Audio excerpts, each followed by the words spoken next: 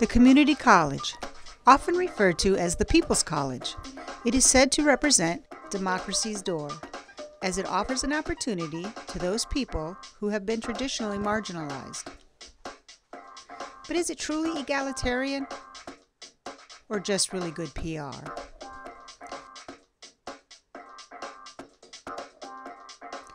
In 1991, Judith Baker's much talked about article addressed rampant homophobia on community college campuses. She referred to LGBT students as the invisible and silenced minority, and urged educators, support staff, and administration to change the campus culture. This video addresses the post-Baker community college climate.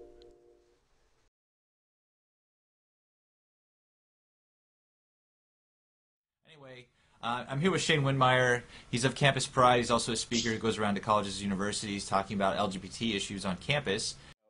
Back in 2006, when I published this book called The Advocate College Guide, I also developed at the same time through Campus Pride a national index. This index is called the Campus Pride Index, the LGBT-friendly climate index, and it's a national benchmarking tool. We developed this team of researchers that created basically 55 benchmarking questions around LGBT policies, programs, and practices. These benchmarking questions look at campus safety, they look at housing and residence life, they look at academics, student life, and this index allows colleges to come out and assess how LGBT friendly they are in their policies, programs, and practices.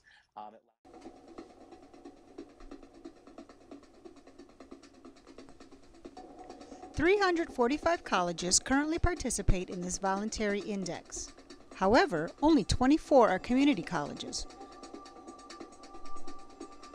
5 stars is a perfect score. Community colleges average 2 stars, or a 40% rating.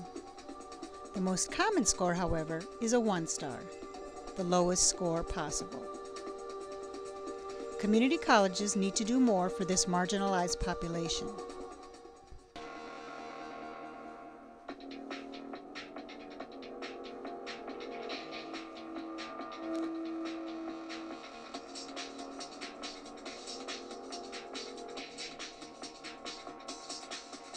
A recent study conducted on community college campuses revealed that 25% of students verbally harass students they perceive to be gay or lesbian.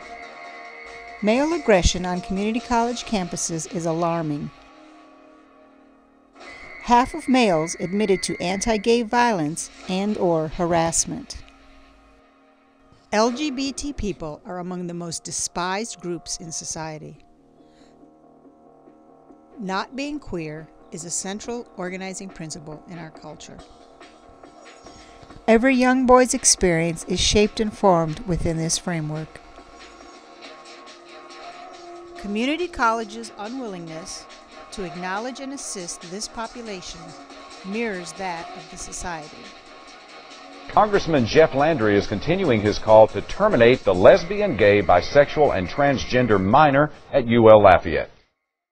At least 4 U.S. youths have taken their lives this month following incidents of anti-gay bullying and harassment. A New Jersey college student jumped to his death from a bridge last week after 2 classmates broadcast a videotape of him having sex with another man in his dorm room. Seth Walsh died Tuesday, 9 days after a suicide attempt left him on life support. In Texas, 13-year-old Asher Brown died last week following months of alleged bullying. Brown's family says he revealed he was gay the morning of his death.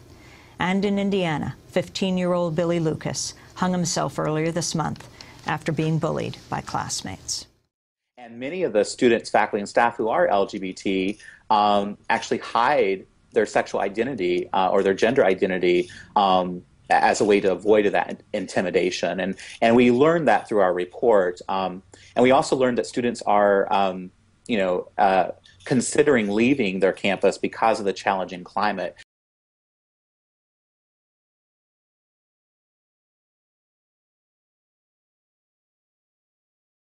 That one of the approaches of the LGBT community is about coming out, is about being open and honest about one's sexual orientation and gender identity.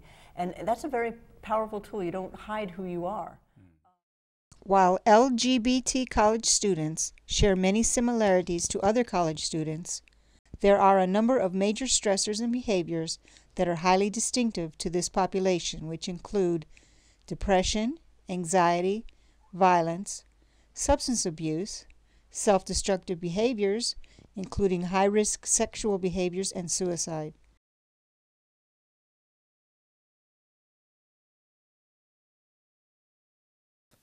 Lesbians, gays, and bisexuals who had come out of the closet had better psychological health and lower levels of stress hormones than those who had not come out of the closet. So, our results suggest that coming out of the closet is good for the health.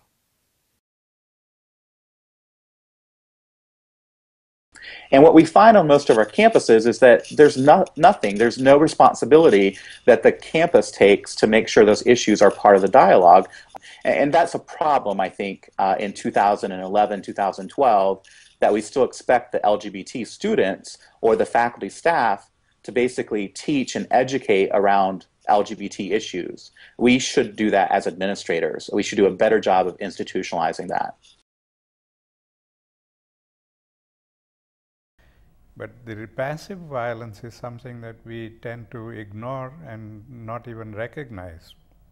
And that is things like prejudice, discrimination, oppression, looking down on people, teasing, name calling, and sometimes we don't even see the people. And yet we hurt people somewhere by our actions or our inactions. Gandhi speaks of inaction as a form of violence. Since Judith Baker's 1991 article, fewer than 10 additional articles have been written about homosexuals on community college campuses. It seems researchers and academics have adopted a policy of inaction. More than 200 U.S. colleges have professionally staffed LGBT centers on campus. However, less than 5 of those centers are on community college campuses. It seems administration has adopted a policy of inaction as well. When administrators hear that college students may leave their campus because of the negative, harassing environment, that's when you start hearing people kind of listen up and say, oh, really? Because it costs more money. Right. You know, when justice gets connected to retention, people pay attention. Yeah. Clifford Adelman, a senior associate with the Institute for Higher Education Policy, refers to community colleges as a kind of American thermometer and said that the way we are as a learning society is best understood by the way we use community colleges. So what do community colleges say about our society in 2013?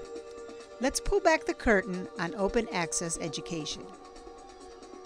33% of America's non-traditional students attend community colleges. We value second chances and opportunities for all. Over 45% of minority students in this country attend community colleges. Minorities are valued members of American society.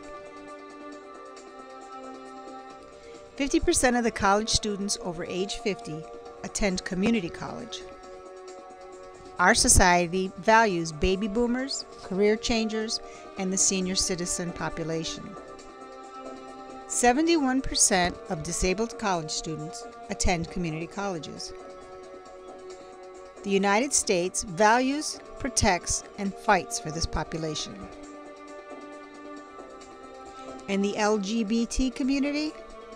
Where do they fall on the thermometer? They do not even register. You know what, we do outreach to many other populations, our ethnic, our racial, our cultural students. You know, we reach out to international students, we reach out to student athletes through admissions. Why not reach out to lesbian, gay, bi, and trans students?